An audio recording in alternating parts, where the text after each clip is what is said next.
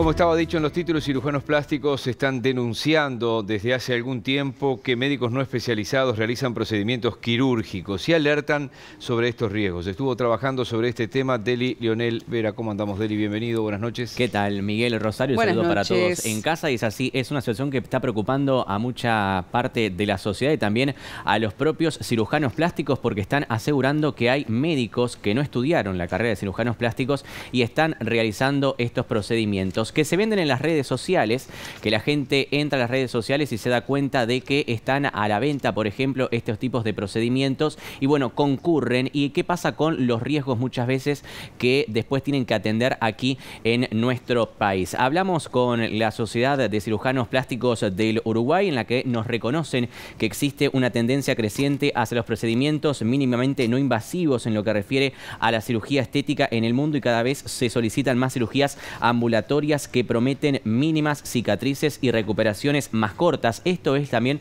lo que motiva. Y más adelante en el informe vamos a hablar de Argentina, porque Argentina, teniendo en cuenta la diferencia cambiaria con nuestro país, y ustedes conocen quizás, que ya hemos hablado aquí a lo largo y ancho en BTV Noticias, la diferencia cambiaria que muchas personas cruzan hacia el vecino país para comprar mercadería y también ya aprovechan para realizarse estos procedimientos quirúrgicos. Y luego vienen aquí porque no realizan el posoperatorio, es decir, se practican la cirugía. Como toda cirugía lleva un procedimiento, tienen que quedarse, tienen que estar algunos días, pero no, prefieren hacerlo acá. Y luego comienzan las complicaciones y tienen que ser atendidos por cirujanos aquí en nuestro país que le corrigen el daño que sufren en el exterior. Y también, bueno, después es un gran problema para el tema de los seguros médicos también, ¿no? La respuesta que se da acá. En nuestro país la respuesta se da, era lo que nos decían desde los cirujanos plásticos, se atiende a los uruguayos cuando llegan aquí a nuestro país, pero lo que tratan de hacer es alertar de que los médicos no especializados en esta rama están haciendo. ¿Y por qué? Porque muchas veces también se reduce el costo, porque un médico, para realizar este procedimiento, o un cirujano tiene que tener un lugar específico para realizarlo. Y tiene que contar también con un anestesista.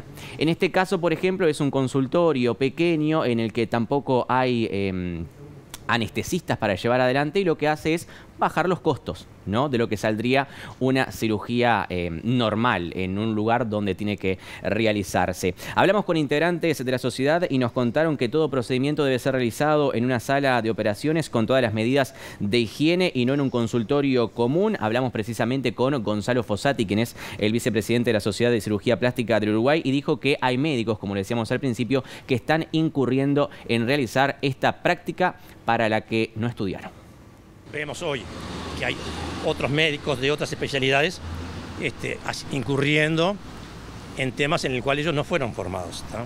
Es decir, y no alcanza con ir a un curso de 2 semanas o 3 semanas en el exterior para decir yo sé hacer esto.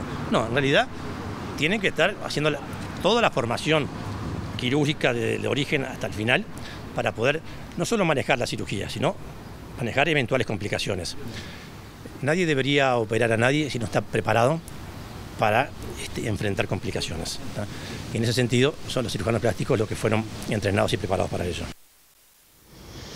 ¿Y cuál sería la cirugía más habitual en estos casos? Bueno, por ejemplo, un retoque de nariz, un retoque de boca, también quitar papada, pero hay una que se da a conocer ahora y es una jerga que se utiliza hace poco. Se llama MELA y tengo que leerla porque es una mini extracción lipídica aspiratoria. ¿En qué consiste? Consiste en un tratamiento que tiene como objetivo acabar con la grasa localizada. Esto también se da en la parte del abdomen, también en glúteos. Bueno, y esto es ya por el riesgo que lleva, tiene que ser en un procedimiento, en un quirófano, ¿no? Entonces hablábamos con Fossati, que también nos decía en cuanto a los riesgos que existen, Miguel Rosario, que no hay procedimiento médico que esté libre de complicaciones, lo que sí, haciéndolo en lugares destinados a esto y con el personal adecuado, esas posibilidades se reducen. Vemos lo que decía Fossati. No hay ningún acto médico, ninguno, desde el más simple hasta el más complejo, que esté exento de complicaciones. Todas pueden tener. ¿No son habituales? No, por cierto que no, pero pueden aparecer.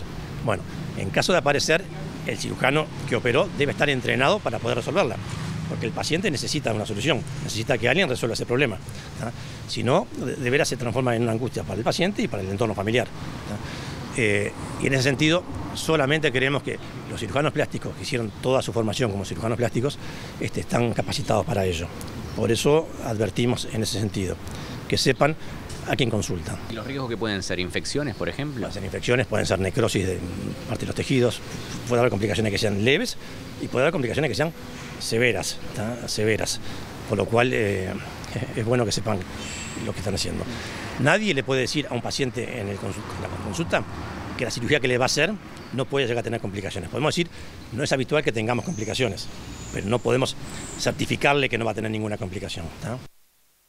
Bueno, ahí lo escuchábamos a Fossati, y la Sociedad de Cirugía Plástica del Uruguay dispone de una página web que ya la vamos a ver en pantalla, donde ustedes encuentran las garantías y también los nombres de los cirujanos. Por ejemplo, ustedes ingresan a la página Sociedad de Cirugía Plástica Reparadora y Estética del Uruguay y ahí se despliega la pantalla de lo que es la página web, y ahí explica de qué se trata, quién es un cirujano plástico, por ejemplo. En nuestro país un cirujano plástico es un médico titulado, como lo decía Fossati, y también en determinado lugar de la página web nos aparece una barra en la que despliega todos los nombres de todos los cirujanos plásticos habilitados en nuestro país. Ustedes cliquean ahí y aparece todos los datos, la matrícula también del especialista, para que realicen un procedimiento quirúrgico de la mejor manera posible.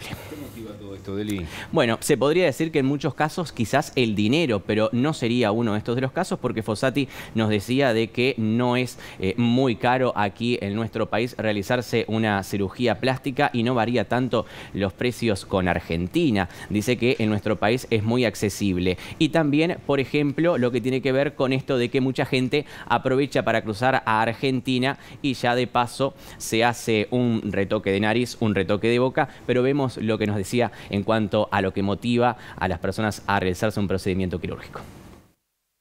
Hoy vemos mucha gente que está cruzando el charco y la puede hacer a la Argentina.